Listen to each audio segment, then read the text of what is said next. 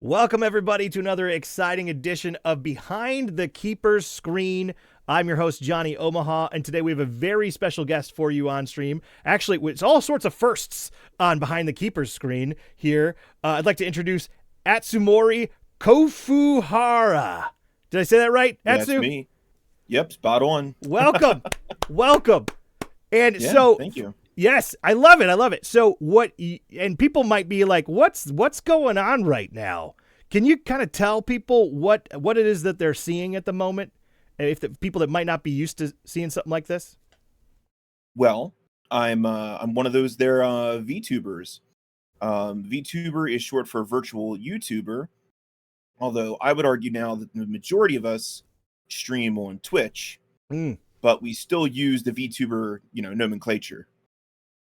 And it's just a way to it's just kind of the new way to stream, really. I love it. So talk to me about what it is we're seeing, because I'm seeing this kind of dojo behind you. I'm seeing a nice set of ears, a beautiful head of hair. So talk to me about what it is that we're about you. Tell me about you. So my name is Atsumori Kofuhara. I am a retro variety streamer and Karate Catman VTuber. I'm supposed to be like a Himalayan cat. Although I understand when people think I'm a fox because I don't really have like the Himalayan cat, markings and that sort of thing. Sure. So I just kind of have to laugh it off whenever people are like, "Oh, look, it's a fox," What do they say? You got to earn your stripes. Is that what they say? You got to earn your stripes. Absolutely, absolutely. And I got the dojo background here because my whole theme is VTubing through the lens of martial arts. Mm-hmm.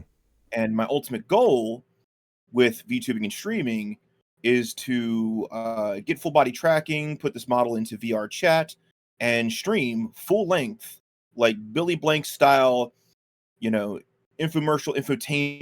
edutainment style martial arts lessons on Twitch. Very cool. I've never heard anything like that, Atsu. This is kind of a stepping stone, if you will, for what you're doing now, streaming on Twitch.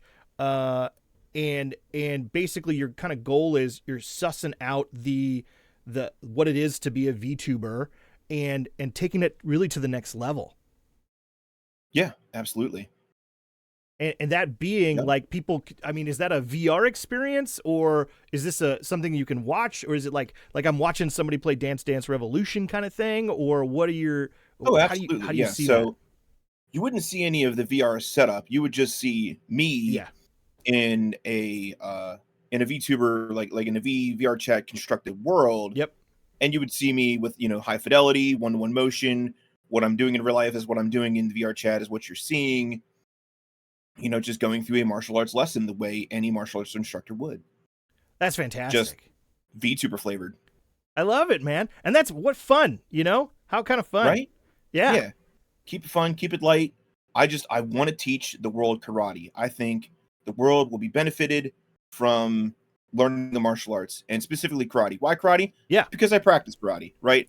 I'm not saying that like karate has the monopoly on positive transformational experiences. It's just what I practice. It's the thing that I can offer the world. Why martial arts? Again, it's the thing I do. I've been doing it all my life. I've been practicing martial arts in one form or another for 30 years. It's done the world good for me. It's completely changed my life. I could not imagine my life if I wasn't doing martial arts. And I can see the ways in which it has helped me, protected me, prepared me for the challenges that life has to offer. And I want to make sure in this 21st century that as many people as possible have that. I want to give that back. I want to pay it forward. Absolutely. For people that might have a misconception of what martial arts is, do you want to kind of level set that for them and kind of explain what your interpretation of when you're talking about martial arts right now? Because it's more than just like, I hit the guy, Like there's so many more parts to it, discipline being one of them. What are some others that are super key that you think are awesome? When you speak of the martial arts in the modern day context, you can't really talk about it without talking about mixed martial arts. which is the sportive aspect of it, which is the, direct contention, which is the, punching, kick the guy, knock down fighting until he's down, and then keep on him until the ref pulls you off. That is one expression of the martial arts, and a very important expression, if I may say so myself, as someone who has competed at the state and national level. But the reason why I want to teach, offer karate to the world, is because it's not just a way of kicking and punching. It is a physical educational system that allows you to integrate more fully with yourself. We talk about oneness, like oneness of self, like truly being able to connect with yourself. There's so many people out there, when I describe this, you'll know what I'm talking about. There's a lot of people out there. Watch them walk. Watch them walk. Did you ever watch Pacific Rim? Like the Jaegers, like ka-chunk, ka-chunk, ka-chunk, right? It's like they kind of learned how to walk around the age of 2, and they're like, I'm done walking, done learning forever. Do do do do do do do, right? And they're just ka-chunk, ka-chunk through life. What if they actually walked with any sort of purpose or balance or skill or direction, right? Just being in tune with yourself, just being able to walk through life as a martial artist, as a warrior. We talk a lot about contact sensitivity, which is this which is kind of this like dual paradigm of knowing where you got hit and what you got hit with, and how hard you got hit, knowing how you hit the other person and how hard you hit the other person and what you hit them with. And I think contact sensitivity is something that can really only be trained kinetically. You can sit there and you can read a book about it and be like, oh, that's a really cool concept, but you won't know it. You won't feel it until you're out there sparring safely, with control, with people watching, with people, coaching, but sparring and getting out there and engaging in contact. Atsu, what I love that you kind of talked about there when it comes to martial arts is just kind of knowing oneself and kind of really getting to explore and do that from a physical side of things. I know that there's so many different aspects to it that I love, where I feel like me and you really agree that like that exploration when it comes to tabletop RPGs is almost like you get to explore different parts of your own character. Whether you're going to be behind the castle keeper screen or if you're going to be, playing a game. Like the tabletop RPGs also offer kind of a way to explore that character and who you are and what choices you would make. What are your thoughts on that kind of bridging the gap there? Oh, absolutely. 100%. In fact, tabletop role-playing games, which you can see that I engage in, are it's even better of an integration model than, say, martial arts, at least for the mind, because you are able to play whatever it is you want. And in fact, playing those characters and getting into the role play and getting into the mindset of that character is that kind of integration is not so different than what I'm doing here as Atsumori Kofuhara. I love it. And so you are, not only are you a variety streamer, but you also have kind of taken on the massive task of doing, and this isn't your first time, but it might be, I don't know if it's your first time with Castles and Crusades, but it's the campaign that you're doing right now. Talk to me about it, because I know with Twitch, there's only the one bucket of Dungeons and Dragons, but there's, I guess, a multifaceted question here, and feel free to take whichever one you want to do first.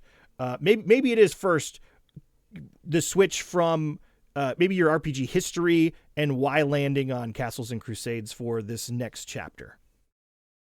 Why Castles and Crusades?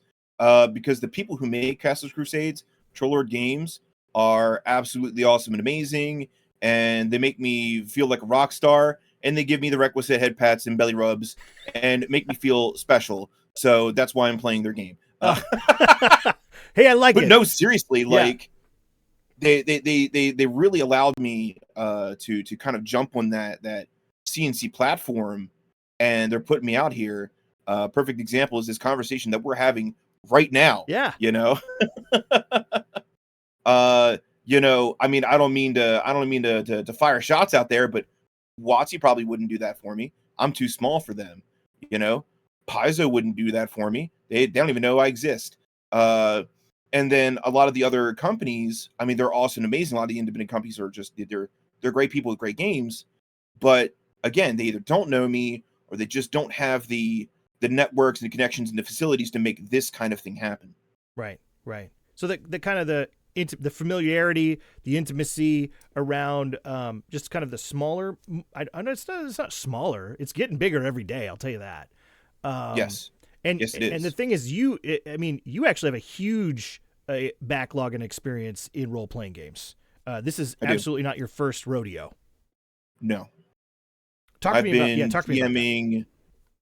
I've been DMing for about 25 years, ever since I was in high school, back in the mid 90s. But I didn't really start like really doing a lot of DMing until I would say post college, Pathfinder Society for Paizo. I was a venture captain in the Pathfinder Society for 10 years.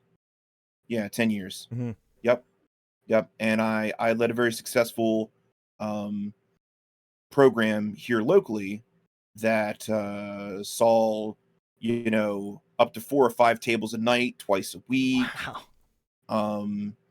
We did all the local shows, all the local conventions, 25 plus tables over the weekend.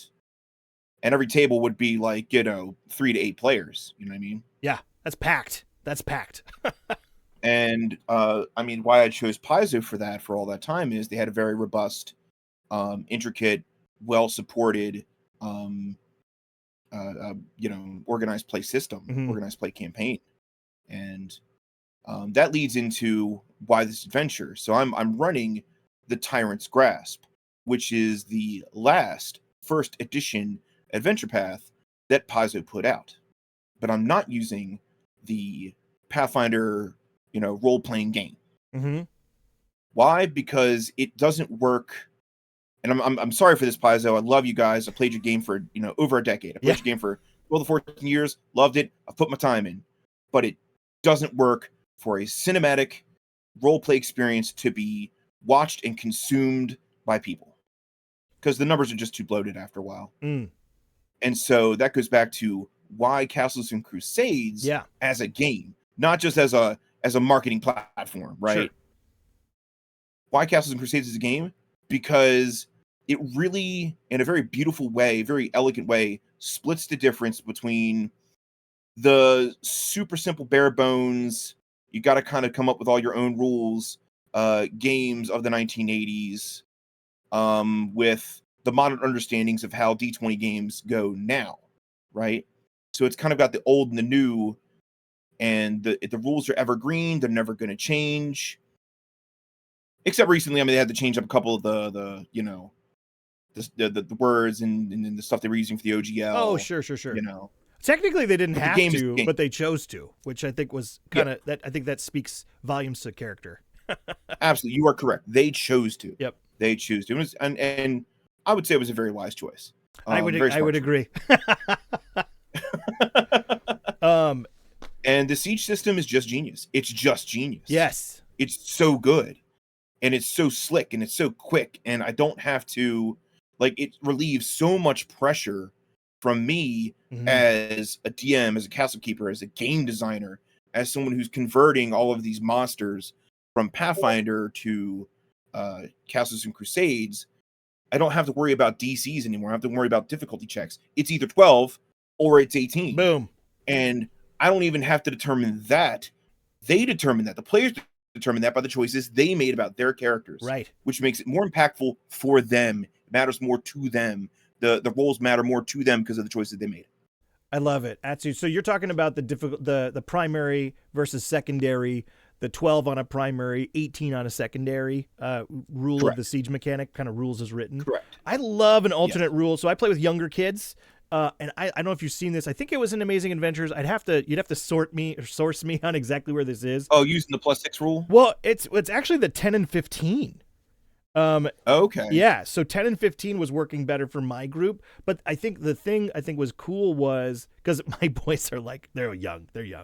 And while I want them to understand that failure can still be fun, or failure is fun, especially on those ones, which failing there are some forward, failing. There you go, failing forward. Faster. And there are some great ones in your campaign, by the way. Also some amazing 20s, I might add. And I just think it's really cool. You kind of go back to just how fluid and flexible and cinematic it is, but just that you can easily make those adjustments and the system doesn't just collapse on itself. Absolutely. So, were there any other? Which just speaks to the genius of the Chenault brothers. Yeah. Oh yeah. And so the Chenaults also, there's a little bit of, well, I should be careful. It's not a little, it's quite a bit of little Gygax action in there as well. Gygaxian, you might say. That's right. What a great adjective, Gygaxian. Right. That needs to be that's the word of the day. In the lexicon. That's right. Yes. That's right. So you get this, you're saying, hey, Castles and Crusades is going to be my next thing. How did that decision kind of go about, especially because you're making content, you're telling your story. Mm-hmm. So how did you know that, as a variety streamer, you probably have to balance and juggle a lot of different things. So how did you figure out that this was going to be your next big piece of content? So, I was just kind of having a conversation with Electric Glacier, who you see right there in the bottom left corner. She's one of my very best friends in the VTubing world, and another VTuber. I was having a conversation. I was like, I really want to run another game for you guys and stream it, do the thing that we do. Mm-hmm. And they were like, okay, what do you want to run? And I was thinking about it. I was like, there's this adventure path that I ran. It's a Paizo adventure from way back in 2019, and it was so good. Mm-hmm. And so I've already run this adventure once before. Yeah. 5-6 years ago. Right. And I wanted to run it again, but that was a private game. That was kind of like a, off-screen private game for just me and my buddies at the time. But I wanted to run it again. And I was like, but I don't want to do Pathfinder. I just don't want to do Pathfinder, I'm old. I'm getting up there in age. I don't care about feats or skills or, feat chains or bloated XPs or power attack. I did all of that. I served my time. Yeah. Right. Yeah. I'm trying to even do the mental math on cat years here. I'm like, carry the one.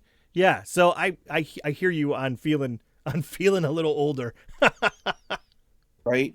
So I wanted a relevant system that was still popular, that people would recognize, even in kind of in the mid-tier, independent world of tabletop gaming that we're kind of in. Mm-hmm. So Castles and Crusades was the clear choice. Also, you can blame Troller Games Chuck. You can blame Chuck. Chuck and his absolute charisma, his effusive personality, his just bombastic way of being. You can blame Chuck. If you know Chuck, you know exactly what I'm talking about. Love that man. I love it. If you don't know him, you want to know him because it's a great time. Absolutely.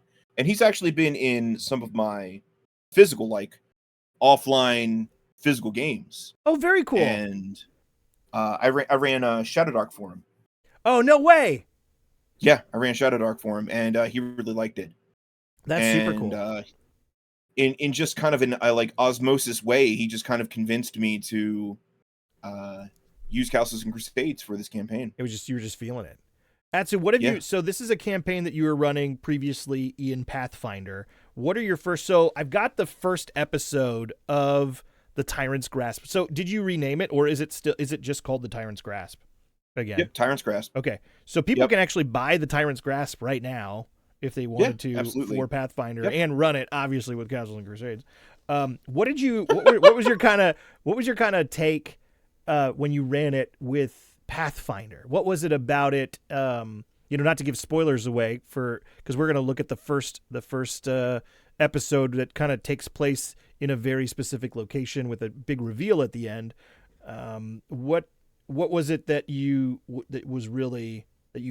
resonated with you? Yes. So,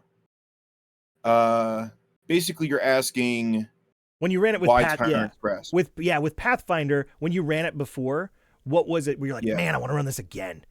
And what was it that really was like, what was key for that? What was so fun for you? Was it something that's going to happen later on, or was it just the pacing? Or talk to me about what was it about Tyrant's Grasp that? So why Tyrant's Grasp? Yeah. Okay, it's just so good. Yeah. It's just so good. So I like the pacing convention that the adventure paths use. There are 6 books. Each book has about 45 to 55 pages of adventure, not including back matter like stories and stat blocks and previews for the next episode and that sort of thing. When I ran it initially, it was the last hurrah. It was the last adventure that they were putting out for first edition Pathfinder.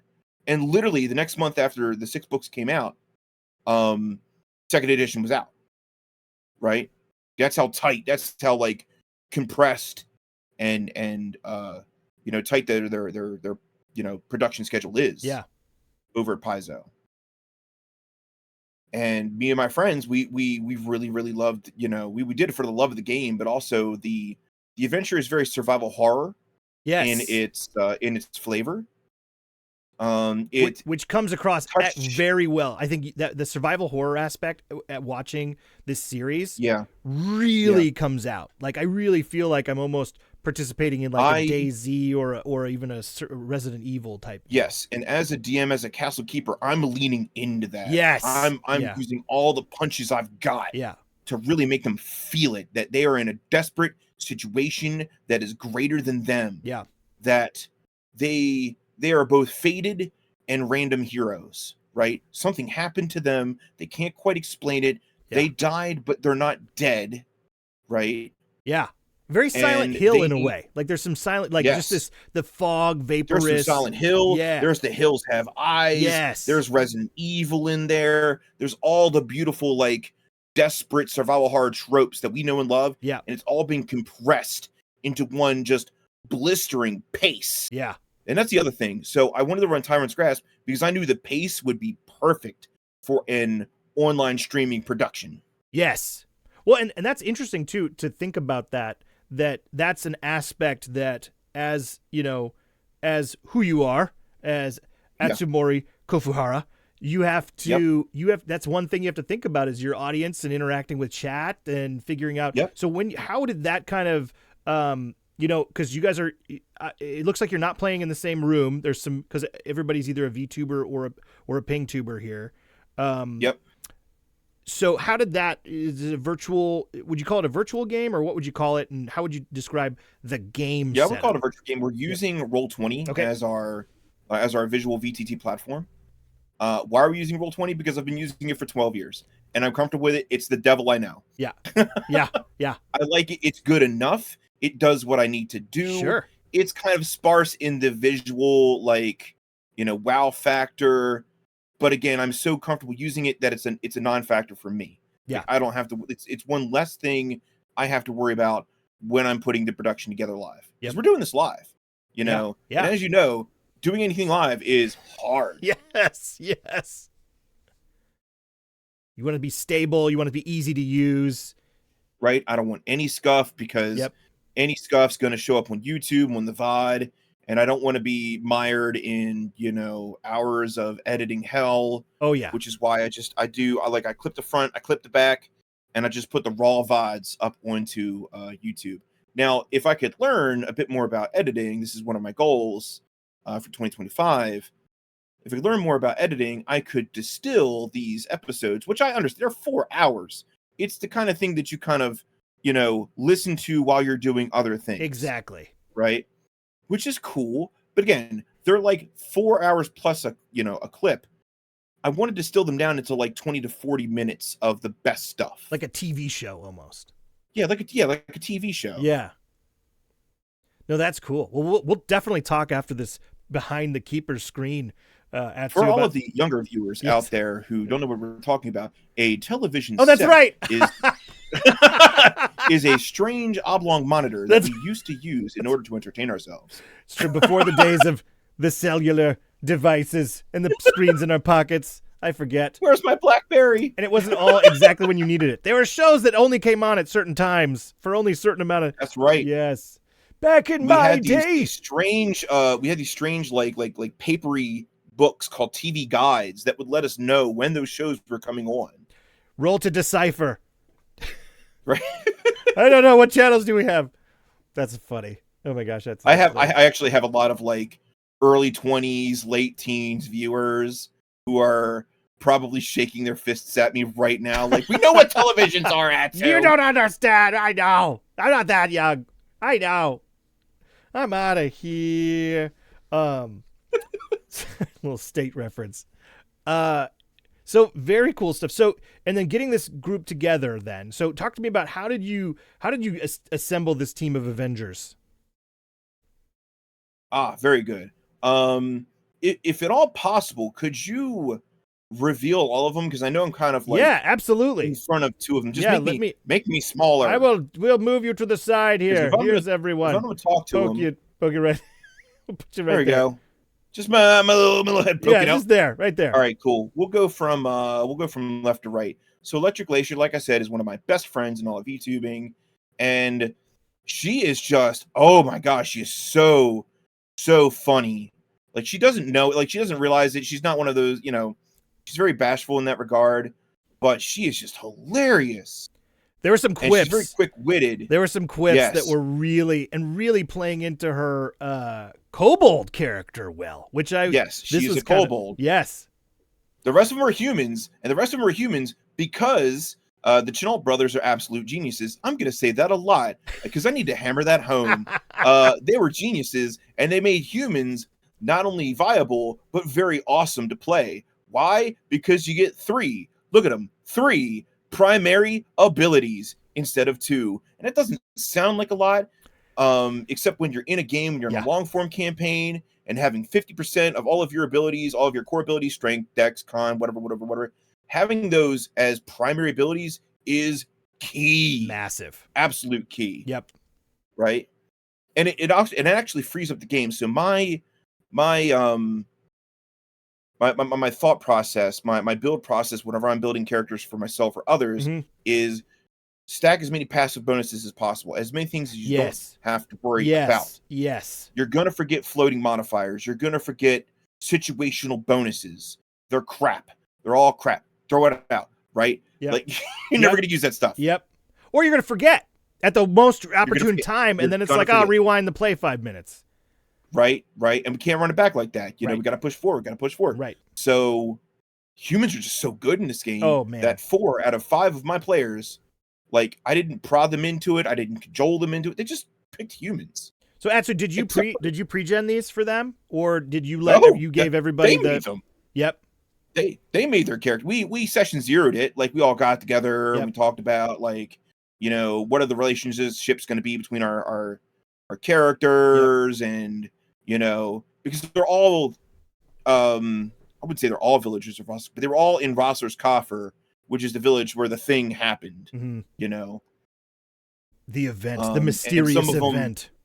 The mysterious apocalyptic event. Yes. And some of them had been born and raised there, like Joslow's character Tyr. Some of them have been there a couple of years, like Kithla's character and Toasty's character. Some of them had just wandered in the night before, like Nigel's character. And some of them kind of lived on the outskirts, like, absolute hermits, like Glacier's character. So Glacier was playing a kobold, but I couldn't tell, was it a wizard or was it a custom class, or what did you do or is that even revealed in episode 1? Arcane Thief, which is one of the expanded classes. Yes, I do know Arcane Thief. From Castles and Crusades, but we have both an Arcane Thief and a Thief in the group. Tyr's playing a Thief, not a Rogue. And we kind of bounced around ideas like, well, we don't want to call it an Arcane Thief because it's too many syllables, not marketable enough. What are we going to call it? Right. Well, we settled upon the term Spelljack. Yes. Okay, that's cool. So we call it a Spelljack. It's basically an Arcane Thief. Yeah, Spelljack. That's awesome. Yes. It's got a little cyberpunk in there too. Well, Now, here's a little of editor's commentary here. Oh, so you're seeing all of their VTuber PNGs. Yes. These are all their VTuber PNGs. Later on, starting in episode 2 and on, the PNGs they use are actually their character. Oh, PNGs, cool. I was going a little like, wait, what? I had to get my notes to like cross-reference everything for this first episode. Sorry about that. And all that art is actually Electric Glacier's art. Oh, no way. Her to do all of Oh wow, It's glorious. The maps? Who did the maps? A couple quick shout outs. The maps come from Paizo. Okay. All the maps come from Paizo. And sorry, you were saying some shout outs.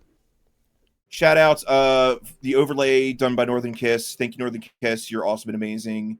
Most of the music in this episode was done by Gorgon's Altar, except for that one song that I really didn't like. Just really killed the vibes every time. It was too spooky. That was a creepy one. That was a creepy one. And I had like, I was like, ooh, we're not ready for this one yet.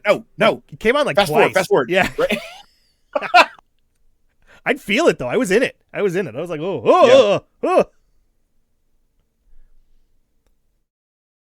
So, yeah. So I had Glacier. Like I knew Glacier was going to be part of the group. And then I just kind of asked around. Like I knew Kith was going to be part of the group because Kith was in my last game, which was Shadow of the Demon Lord that I did back in 2023, I believe. Yeah, 2023. And Toasty. So I was running a community game for my like VTuber community Discord. I was running a game of OSE. Why? Because OSE is just super simple. Like super duper simple. Old school essentials. Thank you. Do you know old school essentials is? I do, but it took me a second. Okay. I'm like, one sheet rule? What's that one now? Yeah. I think that's Gavin Norman who wrote that one. It's fantastic. It's a gonzo, great time. Yes. Definitely throwback. And you're dead. Yeah. It's very BX. Yeah. You know. It's good. It's super out there, man. It's like take it to 11. There's this website called literally called dndcharacter.com. I don't know if it's still active, but it's dndcharacter.com. And you can make an OSC character in like 52 seconds. Oh, wow. So what I did is I ran something of a West Marches campaign using Scourge of the Northland, which is this independent OSC adventure written by Jacob Fleming. Jacob Fleming, I think it is. Okay. Awesome guy, by the way. And I was just running this community game for like anybody in my community who wanted to come in, make a character real quick, and roll some dice. And Toasty was a part of that, and he really impressed me in that game. He's a young guy, and I could see I saw a lot of potential in him, and I made the decision of inviting him and bringing him on into this game, and that's the one all the way on the right. Nigel is a person I know in real life. I've known him since 2019. I found him as part of my Pathfinder Society program. Oh, that's fun. Yeah. And when I started VTubing 3 years ago, it'll be 3 years ago, the 13th of this month. 3 years ago that I started VTubing. Well, happy anniversary. Well, thank you. Thank you. Was there a channel before this or no? Nope. Okay. Nope. This was the before debut. This I did not exist. Wow. Yep. Yeah. And Nigel was one of the people that I went to in real life, and I was like, so I'm gonna start doing this this VTubing thing. Could you just like hang out and help me get to affiliate? just pump up my numbers, and then you can just go on and do whatever you want to do in your life. And he stayed. And a lot of those people, like there's a significant amount of people in my chats who know me in real life and hang out with me and watch me game, which is awesome. That's fantastic. Well, that's community. That's what it's really all about, right? I mean, that's what the martial arts is about, community, family, tabletop role-playing games is all about community, family, groups. Speaking of which, a couple of the people in my karate club watch me VTube. Yeah. That's cool. Well, they're getting a lot more when this full body thing. At least 3 of them that I know of. That's awesome. Yeah, one of the things that makes me like a little bit nervous is like doing these classes and then going back to the karate club and being like, You should have done it like this That's or right. that, or Real time all that feedback. Monday morning quarterbacking. You could just you know do what that I mean? in chat. Be like, just give me some tips in chat, and maybe some subs and Right? some bits, and who knows. Like, I'm not here to say that I'm the best karate fighter that's ever existed, right? That's right. That's right. But I love teaching. I'm very passionate about teaching. I wanted to be a teacher, but then I saw how teachers were treated. Yeah. And I was like, I don't know if I want any part of that. Yeah, it's tough. So I've always looked for opportunities in my life where I can impart my skills to the next generation. Well, Atsu, we're mentioning, so we talked about Glacier, we talked about Nigel, Kith, Toast. There's also, is it Joslo? Yeah, Joslo or Joslo. Joslo, yeah. Did I miss Joslo? Did you talk about so Joslo? Joslo, I'm about to right now. There we go. Joslo is the younger sibling to a VTuber named Moby or Mowabi. Okay. And again, Joslo was also in the same Scourge of the Northland OSC game that was running for the community, and Joslo super impressed me. And I was like, wow, okay, I need this person in future games, right? And I just asked Joslo and Alark, hey, you wanna be part of this production? It's gonna be streamed, it's gonna be online. I'm gonna be putting the VODs on YouTube. Are you cool with that? And Joslo was like, yeah, I'm in. So cool. All right, I'm gonna scoot you back up. Whew. Okay, cool. You're scooched. You done been scooched. There he is. Somewhere right in there. That looks good. You look good. You look good. Very good. Very good. There it is. All right. Well, it looks like they've gotten out of the coffins finally. That took a while. That did. So why don't we listen in for a second on where we are in the game, and I'd love to kind of hear some director's commentary here. So here we'll bring up the game a little bit and maybe listen for a few seconds and see what we got. Okay, Matt, we're going to take this really slow. Who the hell are all of you? Well, you said you were Matt, that's but Evie. Who's the rest of these people? And remember, I said before that Evie is the newcomer. She like literally walked into Rossler's coffer the night before. Yeah. And got exploded, and now she's with these strange people that she's literally never met before. Oh wow! And they all kind of woke up they woke up inside of coffins, like that. Right. We'll talk about disconcerting, right? Yeah.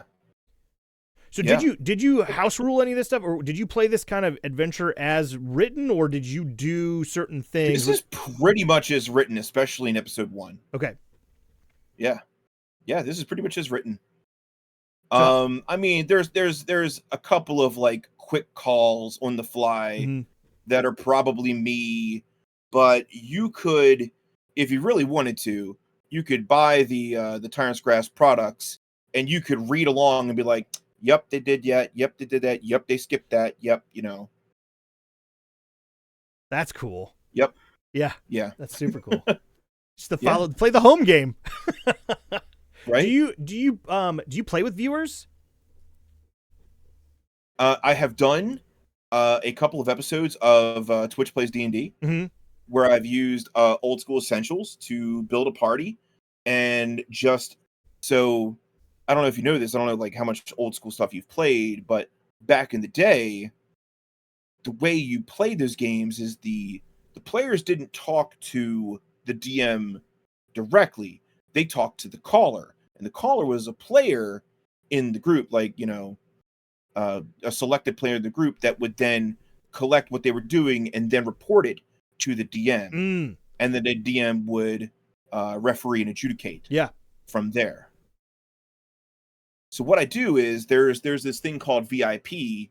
There's VIPs within Twitch chat, and what I do is I nominate them as the callers.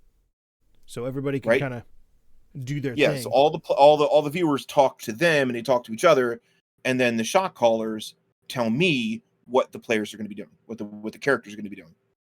That's awesome. How big are those games? Define big. Big how? Oh, I mean, like, do you have how many players? Because you could have like how many everybody in characters chat on the could be, screen. yeah, it could be a bunch, right? There could be a bunch of people playing. I usually use like groups of 4 or 5. Yeah, I mean, yeah. as you know, 4 or 5 is just kind of the golden number of players that you want in a table. 6 is starting to feel a little too much. 3 is a little sparse. Anything above 6 is just unwieldy, unless there's a ton of people who are just there vibing. But then you got the problem of like 1 or 2 players are just kind of like stealing the show. You know what I mean? Yeah. Well, and that was another thing I needed to consider. Yeah. For the Tyrant's Grasp production was chemistry, screen time. Yep. Chemistry and screen time. Yep. I knew, you know, players like Joslo and Kith were going to be on the back foot a little bit, at least at first. Again, you got to remember, this is episode 1. Yeah. This is the first time this collection of players has played together. Yeah. Okay. Like that's Joslo real... and Toasty have played with each other. Yeah. And Kith and Toasty have played with each other. And Glacier and Nigel have played with each other. But this unique combination, this is the first time this is happening. So Atsu, as a part of Behind the Keeper's Screen, we kind of talk about different Castle Keeper tricks and tips. So when you have that, do you have any icebreakers, or what do you do to kind of get group cohesion or to gel? Do you do anything? Do you let them figure it out, or where do you see your role in that? So I think session 0 is a very important thing that you can use. And one of the things I like to do in session 0 is, as soon as they have their characters made, is run them through a practice battle. And what I love to do in practice battles is kill Glacier's character immediately. In every session 0 I've had, I've always absolutely narked Glacier's character. And I get reminded about it constantly. But that is a way to break the ice. It's like, yep, my character died already. I'm ready to go. You know, that's not going to happen again. And what a great way to show the rest of, like, honestly, what a great way to show people that you can still have fun when your character dies. Absolutely. You know, because I see that now. That's the biggest thing where it's just like, oh, I can't have any fun. My character's dead. I'm like, no, you can absolutely like have a backup one, or you can, the Castle Keeper can also do stuff where, you know, are you dead? Are you knocked out? Like, what's going on? There's just a lot of negotiation that can happen with that. Indeed. Okay, so as I'm watching here, here's some more director's commentary for you. Yeah. So with Roll20, what I'm doing here is I'm running this off of my Castle Keeper account. So the players, can you see that it's like a little dark all around them? Yes. The map's a little darker. Yeah. So the players can't see in that darkened area. They can only see this. I can, and the viewers can. Yeah. So what the viewers, think of it this way, the viewers are actually sitting behind me, and they're kind of like looking at my screen, and they're looking at my notes, and they're seeing what I see. Yeah. They truly are. Things. The viewers are getting, yes. They truly are behind the keeper's screen. Hey! Look at that. I was waiting for you to hit that segue. There it is. Way to set me up. You give me the easy job, Atsu. Thanks. Right. You're welcome. And that is a conscious decision that I made. So when I do the Twitch Plays D&D stuff, I run 2 accounts simultaneously. Smart. I run the Castle Keeper. I'm behind the keeper screen myself, but then I run a camera account, as it were. Yep. And because they're being players now, I don't want them to see the skeleton on the other side of the door, as you were seeing right here. Right. I don't want them to see that. So I'm streaming the camera account for Twitch Plays D&D episodes. But here, I want this to be as educational as it is entertaining. You know, and even as I want to try, you know what I mean? So I want them to see what I'm doing, the viewers. I want the viewers to see what I'm doing in order to, you know, glean those tips and tricks for themselves. So Atsu, with martial arts, there's kind of core tenets. Do you have any core tenets when it comes to castle keeping that are constantly kind of running in the back of your mind all the time throughout the game? Or are you taking every situation as fluid and not really applying any core tenets to it? I'm sure that I had core tenets back in the day. Yeah. But I've been doing this for so long. It's kind of moved into unconscious competence. Yes. Okay. Yes. So here, here's some more editor's commentary for you. Yeah, here you're that revealing. Ostafite, oh yeah, yes, that Ostafite is actually inside the skeleton, but I don't want them to see that, so I'm keeping the Ostafite off to the side. But in reality, in the game, the Ostafite is kind of like driving the skeleton like a Jaeger. Yeah, I thought this was really cool. Here, let's unmute and see. We'll probably hear a couple of yous if you're talking here. So we'll unmute and see what we got. Good stuff. Yeah. All right. Right. What do I take the roll again? You got to refresh me. I will say, dude, the audio and video quality of this stream, A+. A+. Really? Oh my my gosh. goodness, thank you. Oh my gosh. Yes, absolutely. Castles Crusades is D10, not D20. So we'll go with that. D10. Oh, that's my favorite part of Castles Crusades, by the way, is the D10 Really? initiative. Yeah, I love the D10 initiative. Well, and I also roll it every round. So, which I don't know if you do that with Roll20 or not, if they can even do that. We could, but hell no. That would take too much time. Oh, man, I love it. I love it. There's something about it. But I totally get it, why you wouldn't.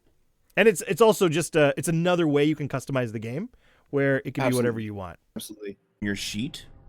I don't know where it is exactly. Oh, I see. It's underneath Turn Undead. Yeah, Not so sure why. that's an interesting thing. I don't really force myself to learn everything about the character sheets. Because you gotta understand, I've been at this a while, like a long time. I've played a lot of D20 systems. Oh my gosh. On a lot of like weird stuff. Yeah. And for some of these games, not only do I know that version of the game, I know several versions of the games because I help play test them. Oh, right. Well, so I've got. Yep.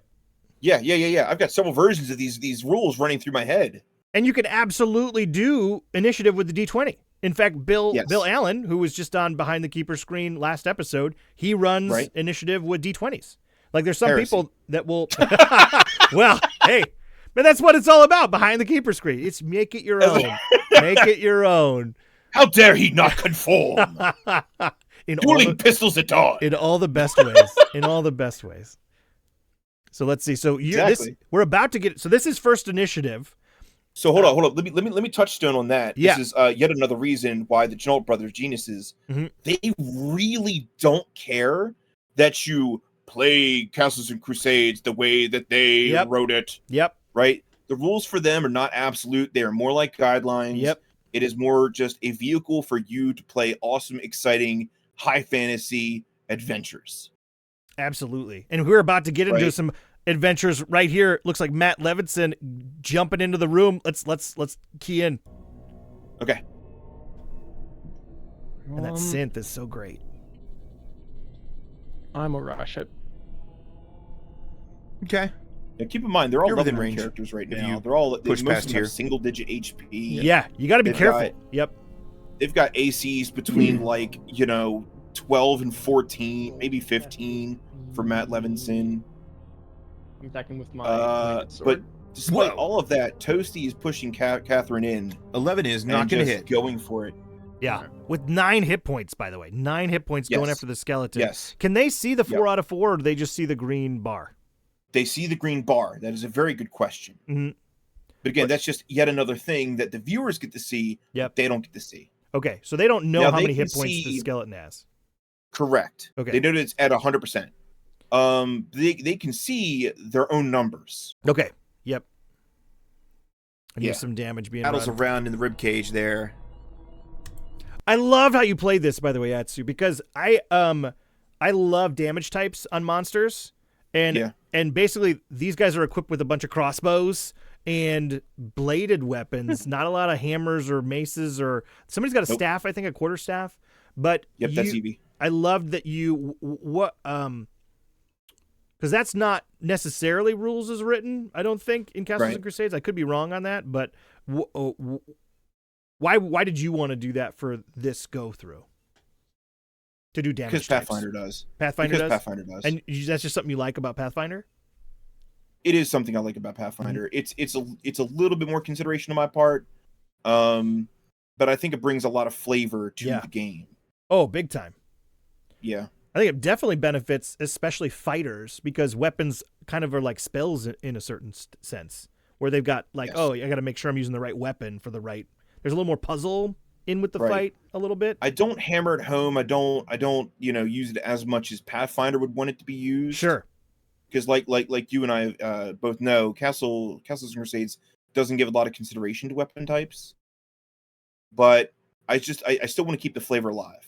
Well, it's got it for sure, and I think there are hooks there for castle keepers like you and I who want to be able to give that little extra zing. Like that makes sense thematically and story wise. Like, what's a crossbow gonna do to a skeleton? Right, bunch of holes. Right.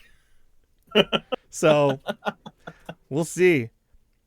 Let's listen in on how your players are doing their first. This would be their first session 1 combat instead of the session 0 combat you were talking about here. Correct.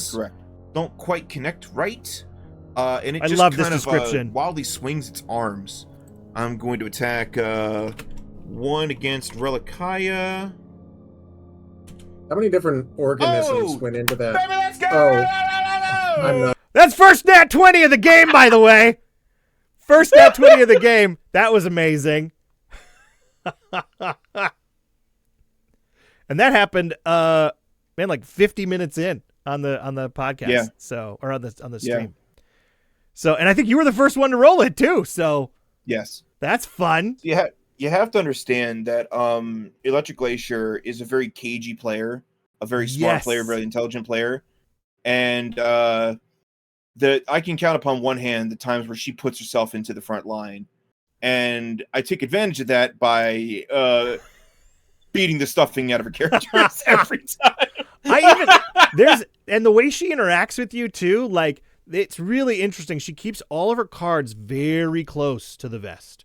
Like there was at the end boss in particular, there was this move that she was setting up. That was just like, oh, what's going on here? What's concocting behind those little kobold eyes? To give you a bit of context into her playstyle, she's played a lot of Paranoia. She's ran a lot of Paranoia, which is where that like keeping the hand tight to the chest comes from. Yeah, I'm excited. Let's watch more. Have you got? Yeah, let's see what we got here. This skeleton. An attack. Go for it. I thought this was interesting too, that the skeleton was getting 2 attacks, and I was like, what's going on? But you had revealed earlier with the initiative trackers now blocking the what's the Asta? What are they called again? Ostavites. Yes. Approximately half of that damage. Catherine. Yeah, so I'm not using DR here as it soaks up the first 5 points of damage, because I think that's way too punishing. Stop pulling Lemon. Especially for level 1. I'm just cutting their damage by half. Yes. Oh, he's just being a little And again, that is a personal Atsumori Kofuhara thing that I'm doing. Facts and information. Catherine, you don't want to hit anybody else with that big honking 2-handed sword, so you kind of swing it weird. And you don't make the hit. Evie? I like how you narrative misses. So like, question, you missed, you're done. Reloading the crossbow, is that like a move action, or is that a standard? I don't know. Is this a light crossbow? Or I did look crossbow? that up too. I was like, wait a second. How does that reload? I throw it to the ground and move over and try to hit it with a quarterstaff. Okay. Editor's commentary. She's had that same light crossbow for 10 episodes. That's and hilarious. She's rolled like 6 or 7 ones with that thing. That thing is dry fired more times than it's hit. That's hilarious. We need a compilation of all the crossbow misfires. Oh my god, yes! Yes! That's such a great idea. There it is. Write that down. Note to self. Beaten half to death. I'm gonna watch. Make me a wisdom check. Is that gonna provoke? It will not. Make me a wisdom check. All right.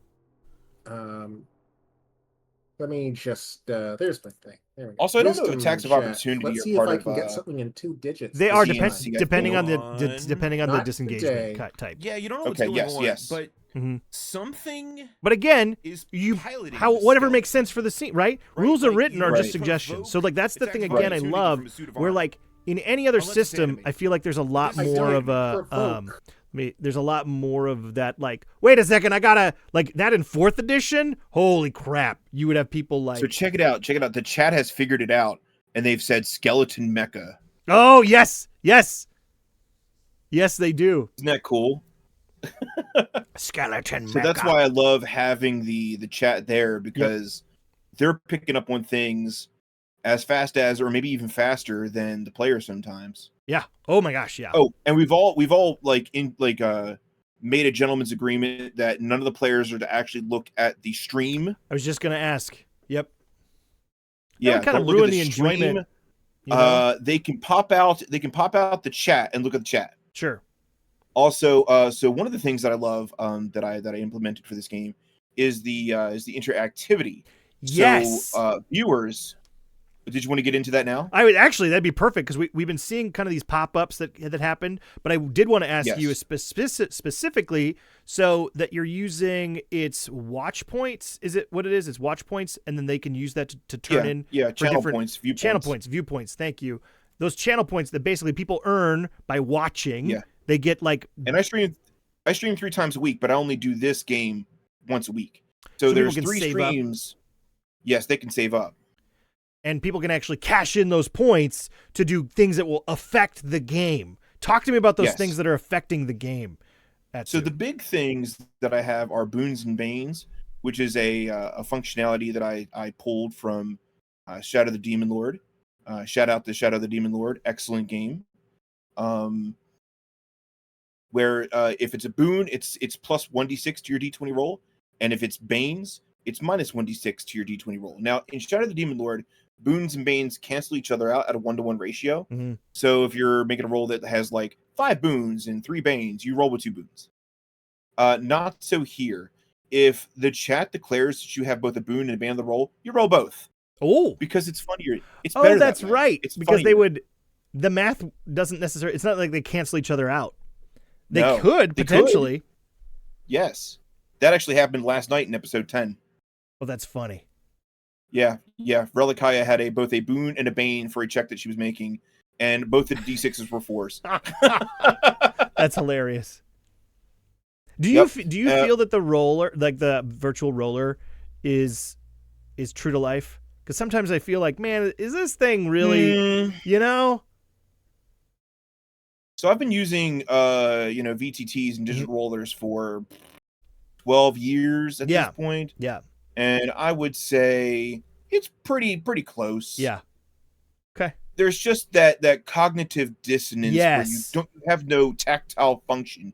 The dice are not in your hand. You're not rolling them. Right. You're clicking a button on a computer screen. Right. And, just like the difference between, going to the movies and seeing a play, there's nothing quite like having those dice in your hand. Right. Which is why I say, look, if you got to play online games, play online games. But I can't stress enough, because there's an entire generation that went indoors and never came back out a couple years ago. Yeah. And that's one of the reasons why I want to teach martial arts, because these people are scared. There's so much fear and there's so much darkness in the world today. And I can't punch depression. I can't kick loneliness, but I can give you punches and kicks so that you can step back out into the world. Yep. And walk as a warrior for all your days. Yes. Right? Yes. Sorry to segue into that, but I feel very strongly about that. Yeah, 100%. Well, and I think it translates very well to the mission. I mean, truly, the thing is, even Castles and Crusades, it truly does skew good. Like, I feel, right? There really aren't monster type characters that are like, they're not in the rules as written anyway right now. Yeah. And I just like the idea that good triumphs over evil, which is the thing that I really like about Castles and Crusades. I like good campaigns and being able to vanquish, like you said, let's, punch and kick depression, anxiety, like all that stuff. Like, that's what we're here to get beyond and get past. And I think you can even get through with, I totally agree with you, Atsu. I think there's ways that not only through martial arts, which I think is a huge proponent of that. I think you can absolutely do that with martial arts. I think you can also do it with, a healthy tabletop role-playing group that, absolutely. That. Now, I will stress, I'm going to put this out there. Yeah. The tabletop table is not your therapy. Okay. Oh, yes. Correct.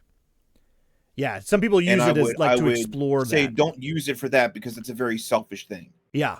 I think do that. Let me clarify what I'm talking about. Yeah, you wouldn't use it Right. as like actual go to a doctor.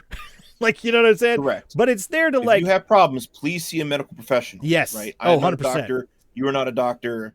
You know. 100%. 100%. But I guess in the context that I'm talking about it, it's like I can role play different scenarios and think about mindfulness, maybe is a better word for it. That if I were in this situation, what would I do? And maybe I wouldn't think about that situation unless I was playing this game. So and that's simply that what it goes back to that oneness that I was telling you about, Yes. that I was talking about. Yes. Oneness of the mind. Just being able to think through problems, like, you know, Kith is like Matt Levinson. If what would this paladin do? Right. What would a paladin do? What would I do through this character? You know?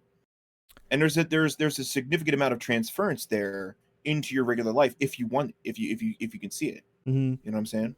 Well, an interesting note in this game in particular, I because I still have to watch a couple more of the episodes here. There was a cleric, was there not, in this group? Yeah, Evie. Evie's a cleric, and then Evie would actually. How did you guys approach how Evie would pray as a cleric? Because Evie asked specifically, like, "Can I pray with you?" How did you guys? She's doing that in character. Yep. Because she's forming a spiritual bond with the players, with the characters, rather. The characters. In order to give them her special ability, which is that, like, teleportation translocation thing that she can do in combat. Gotcha. So it's kind of But in order to do that, she has to have a spiritual connection with that character, and so she prays with them. That's cool.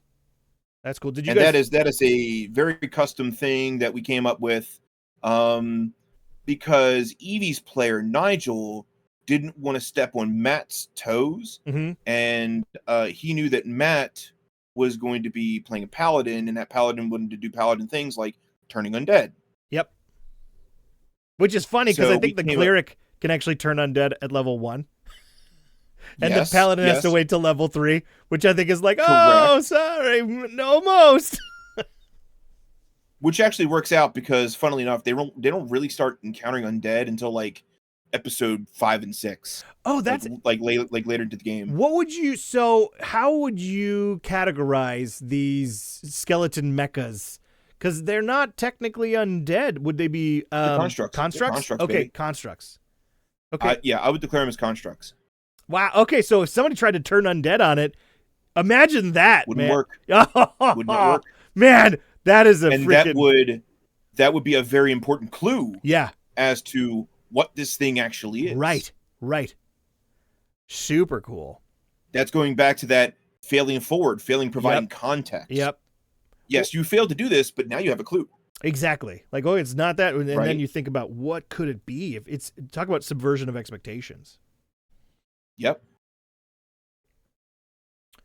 So do you want to skip forward a little bit? Yeah, I mean, Atsu, what I wanted to talk about was the sheer amount of combat, actually, that this first, like, there was a ton of combat. And I think that really speaks to... So I really pride myself on running fast, visceral combat. Yeah. Because I want combats that feel fast, meaty. Yep. So I practice HEMA, which is historical European martial arts. Yep. And I am the head instructor of my local study group, which I can't tell you about that because that would dox me. Sure. Yeah, we'll talk about that later. Off cam, off stream. I'll tell you all about that later. Yeah. But I've always loved working with weapons and sparring with weapons. I've done 15 years of full contact stick fighting and knife fighting. I was the 2010 and 2011 Maryland stick fighting state invitational champion. Which, just let you know how long this goes back. Yeah. But and by using transference of knowledge, I used that knowledge of what a fight looks like. Yes. And put it into here. And that's why I'm able to narrate so well. Yeah. And, that's why I'm able to like keep things going. And I keep on my players. I've actually kind of let up on that a little bit. But especially in the first few episodes, I'm like, 5 seconds. What are you doing? 5 seconds. This is combat. Sure. This is combat. No combat rounds via committee, because if you're asking other people, right, that you're not actually asking people in character. You're just kind of like, fielding for opinions. No, this is you. You're the only person I want to hear right now. what are you doing? So, Atsu, what do you think Right. with that combination of how you approach combat and kind of the rules that you set up from a meta standpoint, and the actual Castles Crusades system itself? Because I would argue that the Castles Crusades system itself lends to extremely quick combat. What are your thoughts? Oh, absolutely. Yeah. And that is yet another reason why I'm using Castles and Crusades for my online content and my online campaign. Yeah, it's just how fast and slick it is. Yeah, because it's already fast, but then when you add exactly what you talked about to really hone and kind of like focus your players, that it gets light speed fast, which these are light speed because I counted and I think, well, I tried to count.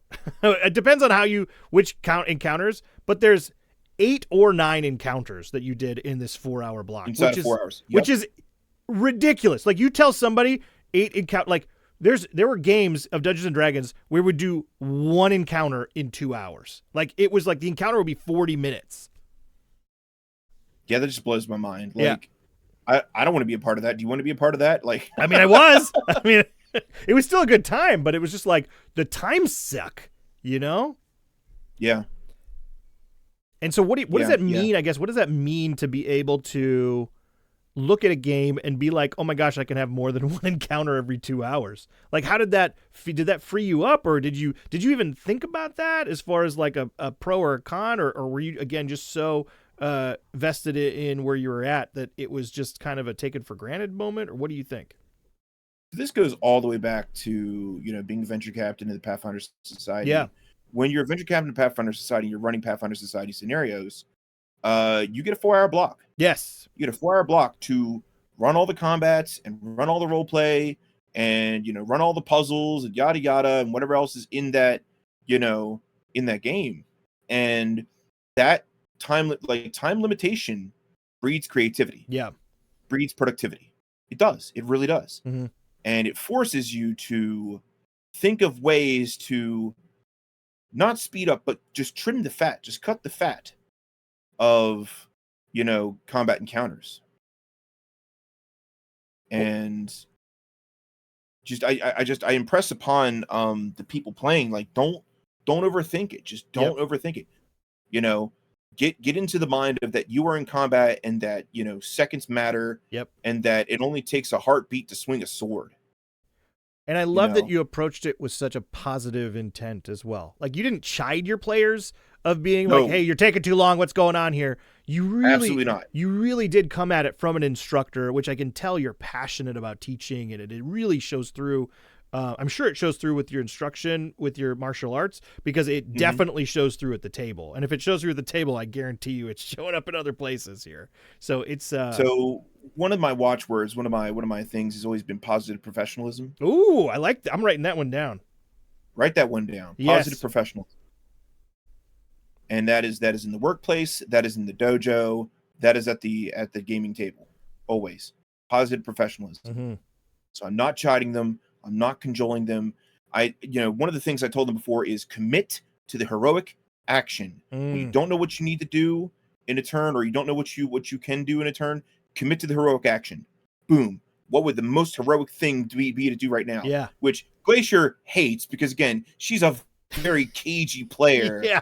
And she doesn't feel like a hero, She reminds me of in Lost in Space. Was it what was the Dr. Smith?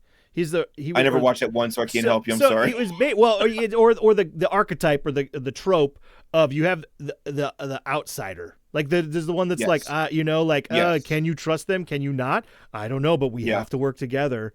Kind of like I think Glacier fits that to a T in the character. I should say. Glacier's a little bit of commentary for later episodes. Yeah. In the game that I ran last night, episode 10, the enemy actually came to her in the night and tried to recruit her. And there was this whole role play scenario. There was this whole like role play scene where they talked her up. And they were like, "We can see that you have an ability that nobody else has. You have a truly unique ability, and you're very smart. And you're the outsider of the group. Yes. Why don't you come pick the winning side? Yes. you're forcing yourself against like waves of destiny that you don't even know.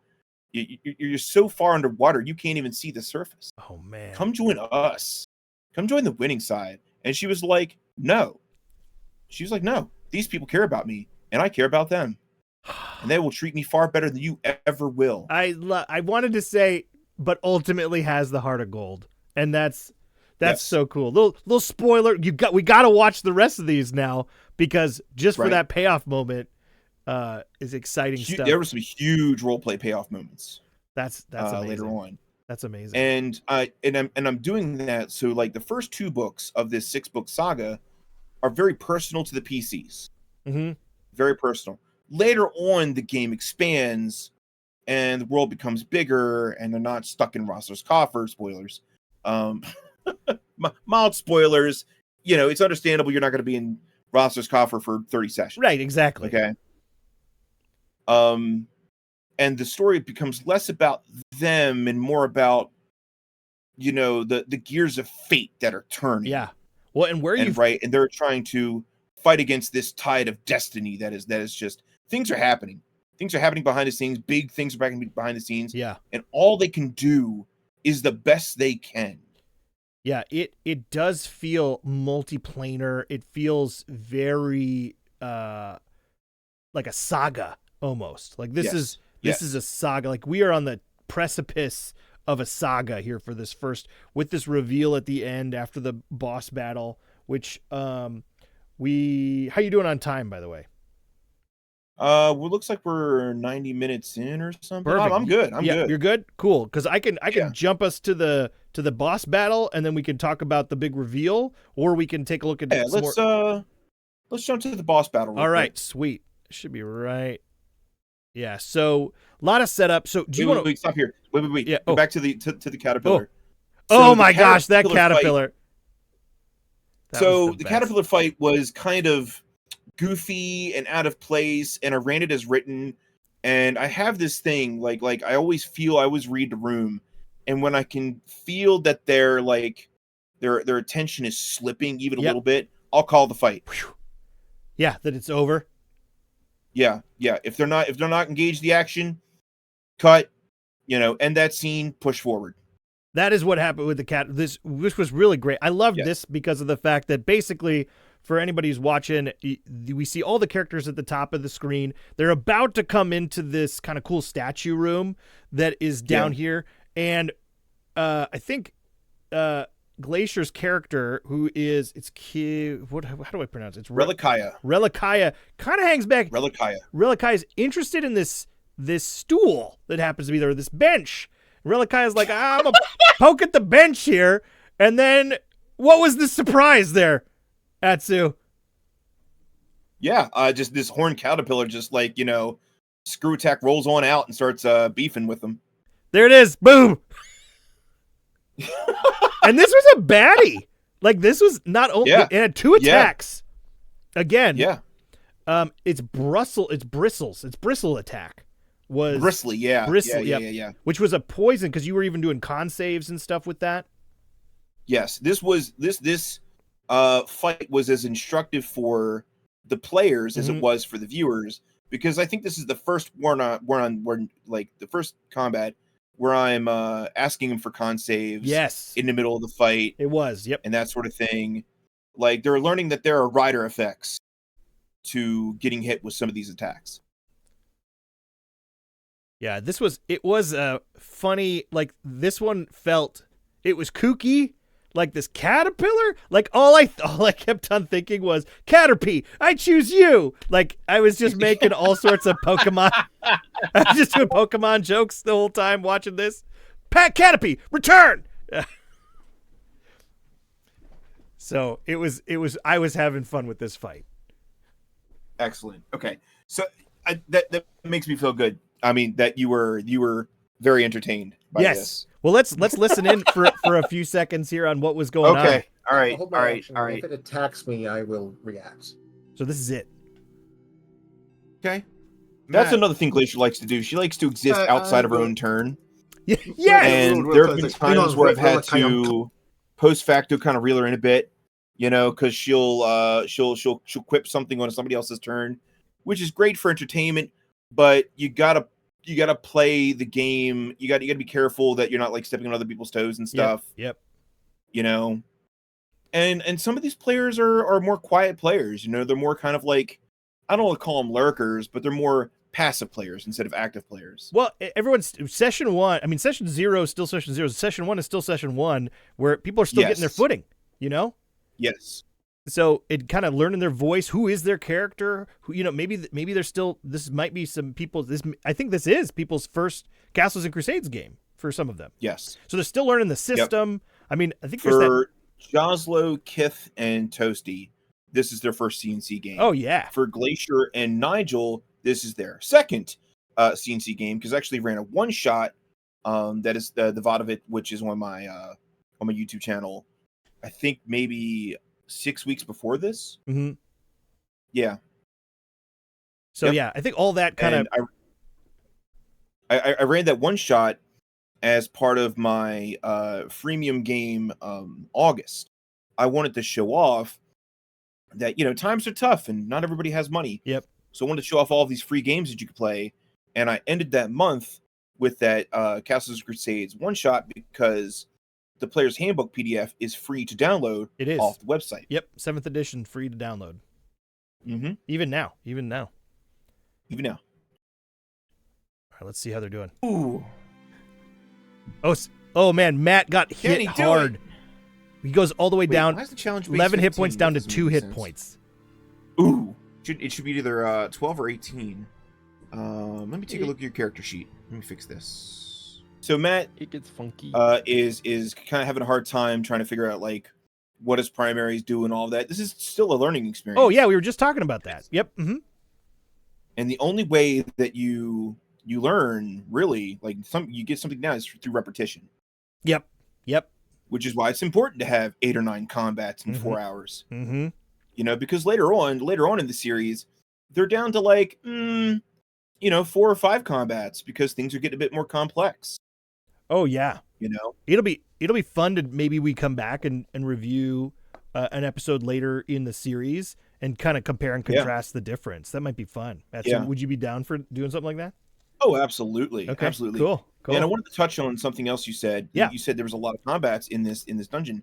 Yeah, this dungeon is an absolute slobber knocker. Please understand. So, like I've said before, Tyrant's Grasp was the last adventure path that Paizo put out for first edition Pathfinder the role-playing game. So keep in mind, they wrote it. They wrote this adventure knowing that the players would have the full breadth of their library, every hardback, every softback cover, every supplement. Yep. Like the characters would be the strongest they would ever be in Pathfinder First Edition. And they wrote these adventures with that in mind. Wow. So every single encounter has its like rough parts, like challenges you directly. And one of the biggest, I don't want to say time sinks, but one of the biggest considerations that I've had to put in between sessions prepping for this adventure is doing the math conversions from Pathfinder characters or Pathfinder monsters to CNC monsters. Yeah. How'd you find that conversion? Is it just is it a slog? Is it easy? Is it Goldilocks? Is it right in the middle? I love playing with numbers. I love, converting things and stuff like that. And they're both D20 games, right? Mm-hmm. So, classic 6 ability, strength, dex, con, yada yada. So it's all there. It's just the modifiers are a little different. The modifiers are scaled a little different in CNC. They don't use the math formula that, say, Pathfinder does or 5th edition does. Sure. So I have to keep that, like the ACs are bloated, the HP's bloated in Pathfinder, so I have to pull all of that down. To pull the veil back just a little bit, I take whatever hit point maximum, like hit point threshold that the Pathfinder monster has, and I cut it by 30%. I cut it to like 70% of the max. Mm-hmm. So 60 to 70% of the max for the HP feels much more Castles and Crusades. Sure. Yeah. And that has served me well, and that has felt right so far. I'm sure anybody who's coming from Pathfinder to Castles and Crusades is going to really appreciate that kind of fast math that you're providing for us today. So I appreciate that little glimpse. So yes, fast math. Yeah. Drop the max HP down by 30% to 70% of what it was. Mm-hmm. Okay. Don't use natural AC. Don't use artificial natural AC like amulets of natural armor, because that's not really a CNC thing. Mm-hmm. Take out any dodge bonuses, because feats are not a thing in CNC, so they wouldn't have the dodge feat. Mm-hmm. And recalculate the armor AC by just quickly cross-referencing the armor from Pathfinder to the armor from CNC. A quick thing you could do is just like reduce it by 1 to 2, by about 10%. Just kind of across the board. A little bit of math for you for the viewers. Mm-hmm. When you roll a d20, you have a 5% chance of hitting any one of those numbers. Mm-hmm. You have a 5% chance to hit 1. You have a 5% chance to hit 13. You have a 5% chance to hit 20 every single time. Mm-hmm. Right? I know it doesn't feel that way because we're all suspicious, superstitious human creatures. We're like, ooh, this dice is a hot one. I'm going to roll that 20. Right? Yes. Dice biasing is a thing. People literally like make money on Etsy building dice jails, like 3D printed dice jails. Okay, because we are superstitious creatures. Do you have any of those? No. That's yours. Like, no, I don't need them. All my dice are hot. They don't go in they don't go in the cold. No, because I don't care. I don't care. I know from a metaphysical standpoint that the dice has no soul. There you go. There is no ghost in the shell. Okay. There is no ghost in the shell. Okay. Not going to get you. I have the soul, not dice. There you go. Okay. When I pick up the dice, those are my dice. But when I set them down, they're just dice. Yep. Okay. Yep. So the number is going to be the number, and I know that it's going to be a 5% chance, right? And that's why it feels so good in a D20 game when you roll that 20 and everybody was like, right? Big time. Right? That is primal. That is primal. That we literally have sayings called "roll them bones." Yeah. Because dice used to be knuckle bones. This is primal. This is what keeps people showing up to the table. Yes. Absolutely. Well, people. So I would say, reduce the AC down by like 1 or 2 points, or 4 to 5 points if they have a lot of that weird stuff going on in the Pathfinder stat blocks. Mm-hmm. If you know Pathfinder monsters, chat viewers, you know what I'm talking about. You know what I'm talking about. So it sounds like simplify. Yeah. Just cut the chaff. I love it. Well, the caterpillar fight squared up, and we're zipping over to these guys. Were fun. The Celadons. The Celadons. Tell me about the Celadons. Okay, so they are constructs built by, not Pharasma directly. Pharasma is the god of death, rebirth, and prophecies. She's the one who like judges you to your final judgment. Oh, by the way, I'm using like the Galarian campaign setting as part of the Pathfinder Adventure Path. I'm not porting this to any like custom world that I've got, simply for some for simplicity's sake. Sure. So this was the longest. This was the longest battle of the night at 20 minutes. These Celadons. Okay. So how did it feel to you, like looking back now that I kind of share with you the hard math behind that? Did it feel like 20 minutes? Did it feel longer? Did it feel shorter? How do you feel? It felt a little longer. Okay. It felt a little longer in the moment, but I let there's a thing called like letting the scene breathe. I let the scene breathe. I did not be like 5 seconds. What are you doing? I did not do that in this fight. Right. I let them think it through, because this fight was as much of a tactical puzzle as it was a boss fight, and I wanted to be impactful. I wanted them to think through it. Yeah, I wanted them to play through it. Absolutely. And you're the 2 vantage points on this. So I mean, there was people. The party was split, right? Which was actually worked out very fortuitous, because imagine everybody getting stacked up in this hallway, not being able to, fumbling over each other, trying to get to the piñata at the end. Right. So right. they really, and that was their doing. Like, I didn't force them to split up. No. That was their choice. Yeah. No, that was really cool. And the Celadons, I loved how you, we had some big emotes kind of showering down here. I really love how the Celadons, you set them up real good, where they talk to the players. They were basically like, you're supposed to be dead. Get back in there. Go back to being to your coffins or something like that. Just because you rolled initiative doesn't mean you stop role playing. Yeah. Ooh, that should be the freaking byline of this one. Just because you rolled initiative doesn't mean you stop role playing. That's Write phenom. that down. That's phenom. Yeah. That's going in the right next to positive professionalism. That's right. But on the other hand, you don't want it to be community theater. You don't want to be monologuing for minutes on end. Right. You want to, I call it heavy metal role playing. Role playing. Okay. Keep it short. Keep it hard. Yep. One line, impactful. Yep. Boom. Well, you hit some power Heavy chords. metal role playing. Power chords on this one with the Celadons.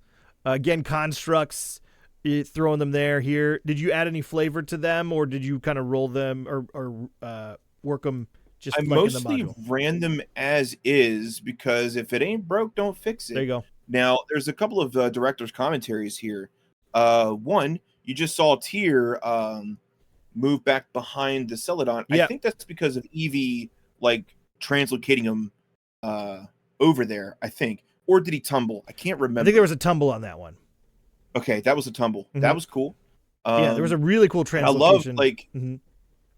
I love Tyr's ability as like a player and as a character to just kind of be a very cool all-rounder. Yeah.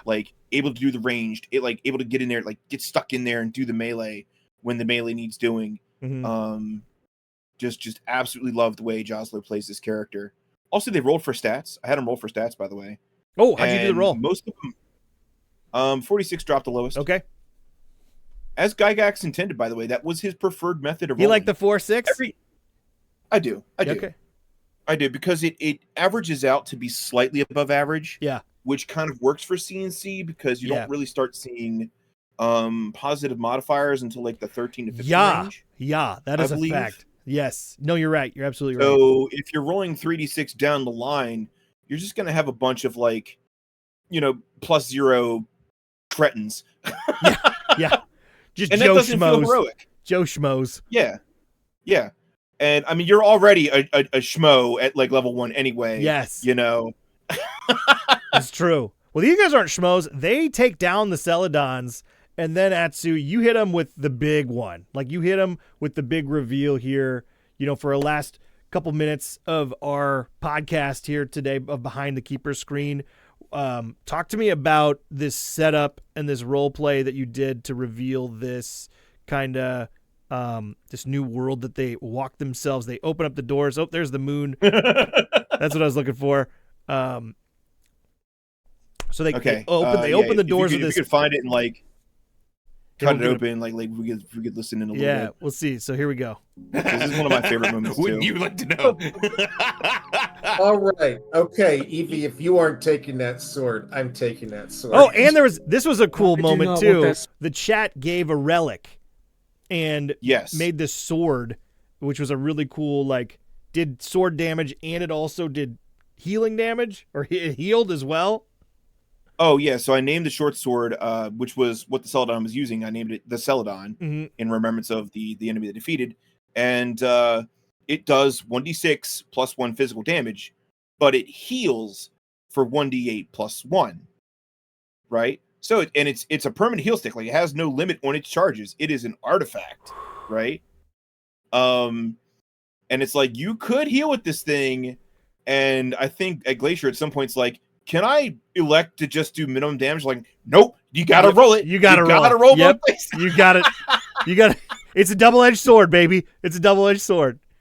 But what they found out very quickly is that this thing absolutely chews through undead. Oh my gosh. I can't wait to watch that. And I love too the track that you do here also I think really was a home run.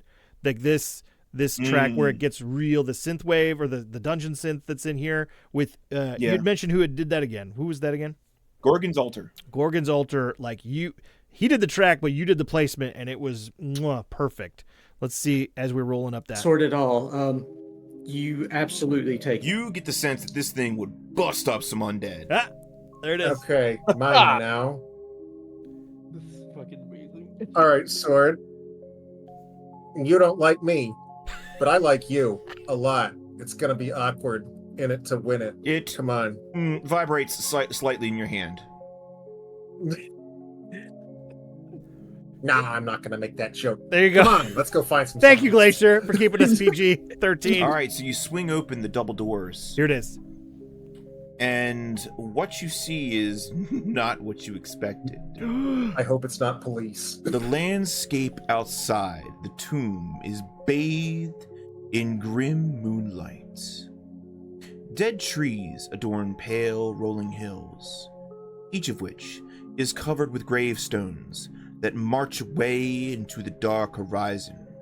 The moon above is impossibly large and looks down at you as a glowering skull. Dawn of the first day. Yeah, actually. Look at that. Oh, Jesus What a Christ. callback. No shit. So I just love that. That was probably one of my favorite RP moments of the night that you did on that one. Thank you. Yeah. Yeah. So you So go I on to do- yeah. Go ahead. I do a lot of what's called passive prep.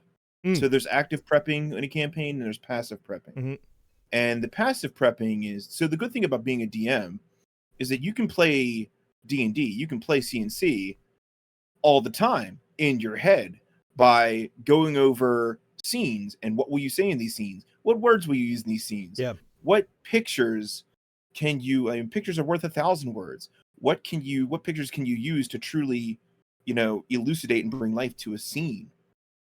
Mm-hmm. And just figuring out your NPCs, figuring out their personalities and little quirks that they use to kind of make them unique.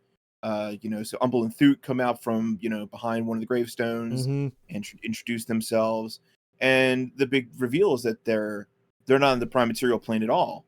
They're in the boneyard. They died. Right. So there you go. That is episode 1 of the Tyrant's Grasp. And then that kicks off this amazing survival horror kind of campaign that's going on. You're up to 10 episodes that you're doing live right now. 10 episodes. As soon as we're done right now, I'm going to go render and upload a video of episode 10 to YouTube. Oh, very cool. Very cool. Yeah. Awesome. Well, I will get out of your hair, man. You got a lot going out of your hairs, out of the cat hairs here. There it is. Awesome. Oh, and then so we are wrapping up here. Final thoughts today, Atsu. What do you any final thoughts to folks before we tell everybody where they can find you? Honestly, no. I think I just kind of left it all out on the field, Yeah. No, super good. And so here you are here. Is there an easy way? Is it the best way? It's just the twitch.tv/ Atsumori Kofuhara. Atsumori Kofuhara. Kofuhara, yeah. Kofuhara. I understand it's a big name. I'm sorry. I tried to get Atsumori by itself.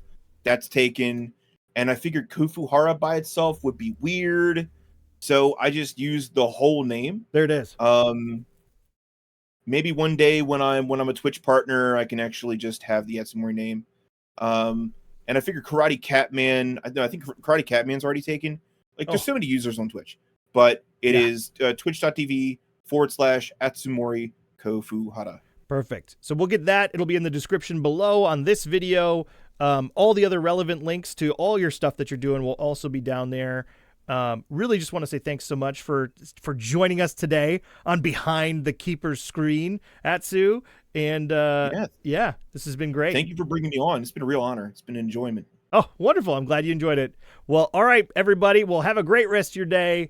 Have a great one out there and keep rolling them bones. Am I right, Atsu? Keep rolling them bones. May every roll of the dice bring you adventure. Ooh. Awesome, guys. Thanks for watching. Take care. And we are done recording.